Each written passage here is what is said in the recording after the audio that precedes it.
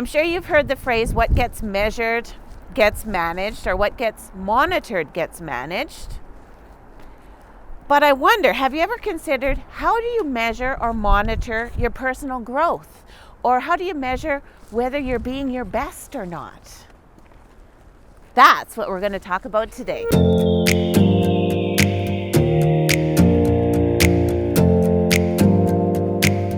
Welcome back to the Goal Getter Life. I'm Cindy Knorr, mindset coach and change agent with Synergy Coaching. You know that what you focus on expands, and if you measure something, then you can manage it. So for example, if it's your finances, if you don't look at the money that comes in, it just magically disappears, and every month there's more month at the end of your paycheck, right? So, but if you write down everything that comes in and what you spend your money on, then that's how you're going to manage your money. And when it comes to your health or your exercise and you want to lose weight, the way you're going to do it is by writing down how much are you eating, measuring things, right? How much are you exercising, weighing yourself. These are actually things to measure. And if you want to improve your golf score or your running time, if you're a runner, you keep track of these things. But how do you do it if it's your personal growth?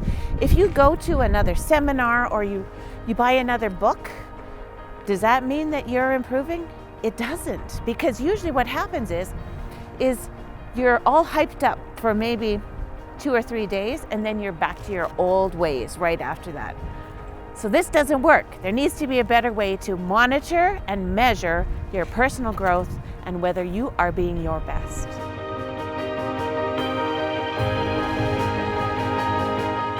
What are you doing to track how you're doing in these important areas in your life? Like your relationships, that's with your partner and with your kids, or with your coworkers, or how well you're doing at work, or in the organizations that you're in, or the skills that you need to develop. What are you doing to track whether you're getting better or you're staying the same? I've got a super easy trick for you. All you need to do is rate yourself on a scale of 1 to 10.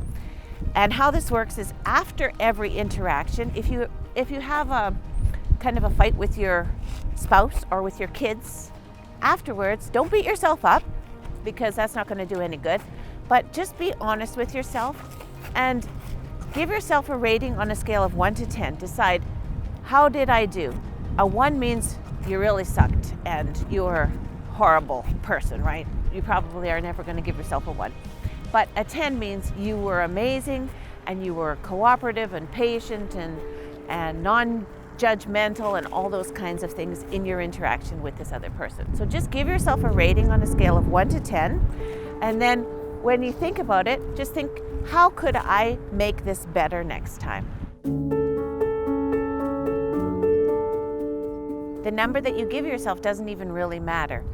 Even if you give yourself a 2, just don't beat yourself up about it. Just get curious. What can you do to improve it for next time?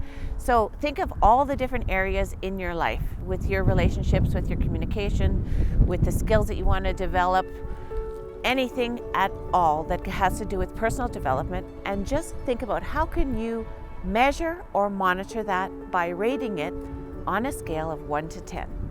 And write it down in your journal, because the things that you write down, that's what you do to actually measure how you're doing.